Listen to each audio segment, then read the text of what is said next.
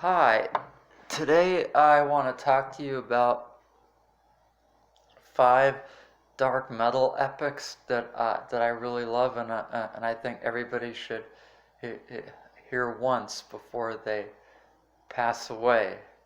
Now, this covers a variety of bands, and each one of these has a little bit of a different sound.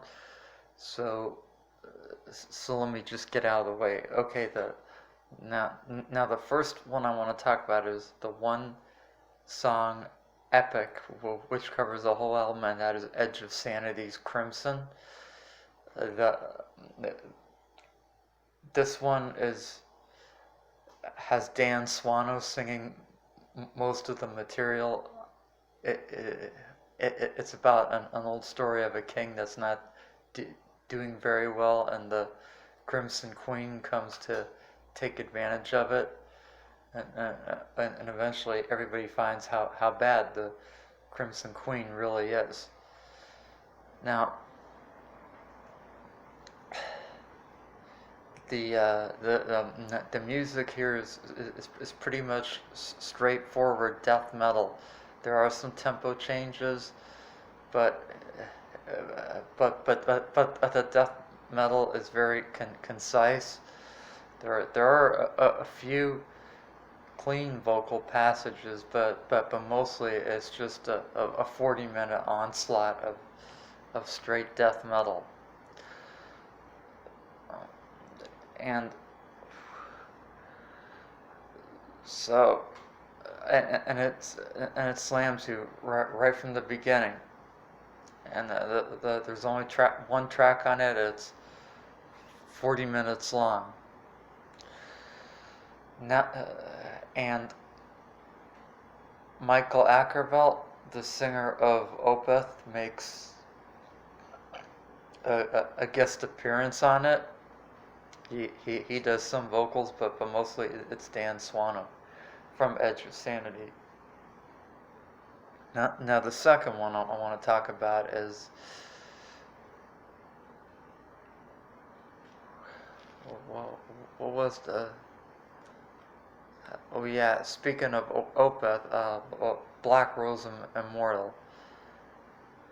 Black Rose Immortal comes from the Morning's Side, or the Morning Rise album, and it's just a magnificent piece of music.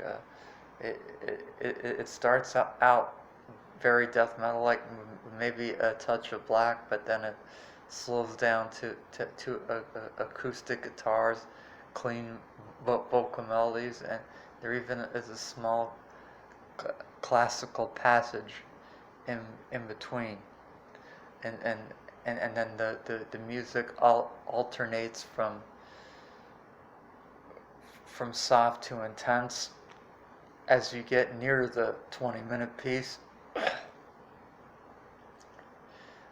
There is a warning there that says it's getting dark again. Dusk travels across the fields. The evening trees moan as if they knew.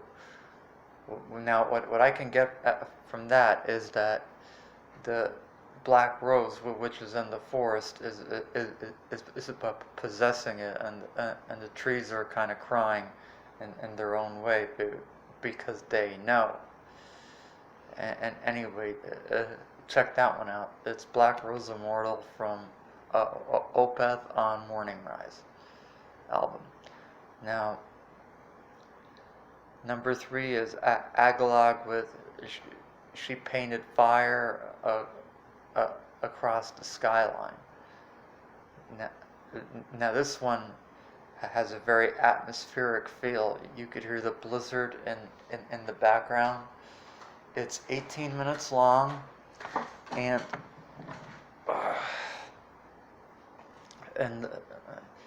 John's vocals here are very raspy.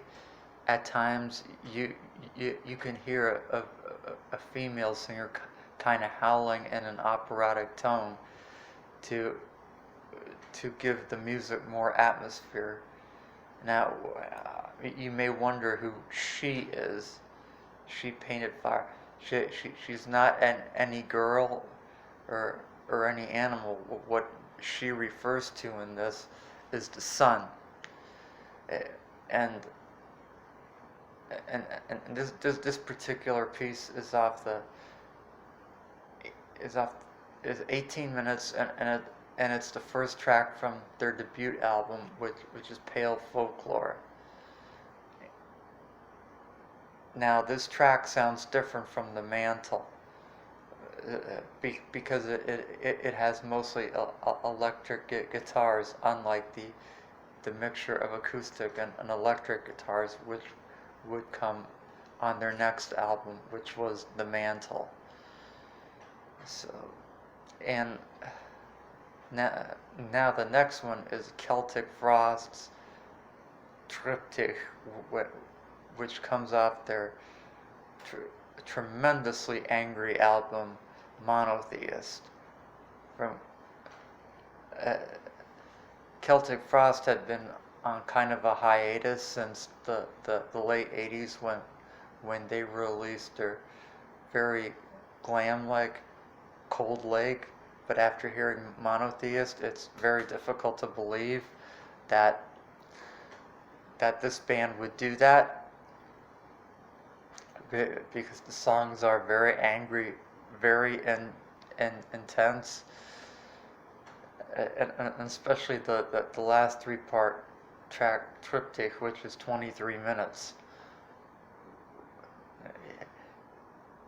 And the first part consists of a creepy voice which says, I never saw his face, but he brings death and decay, and then the main part with Tom Fisher in his dark rage is like, darkness shall enter me, and darkness shall come before me and bow down to the Lord below. So, and it kind of goes on like that for a while, with crushing heavy riffs, and finally we come to the last part, which is just about a 3-minute instrumental. Okay. Now the final track that I want to talk about here is Swallow the Sun's Plague of Butterflies. This, to me, is one of the scariest songs or compositions, or whatever you want to call it, that I've ever heard. Starts off very slow, again atmospheric, like Agalloch, and the song starts up very pretty. Then the music gets hard, and the singer starts growling in some of the lowest, most threatening tones you ever heard. Then he kind of goes really raspy, but really loud, and throughout the piece, what makes this scary is the volume changes.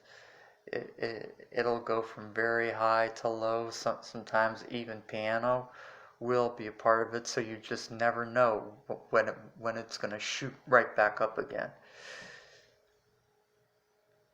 So yeah, Plague of Butterflies is an absolute masterpiece. It's 35 minutes long. So if you get a chance to listen to that one, please do so.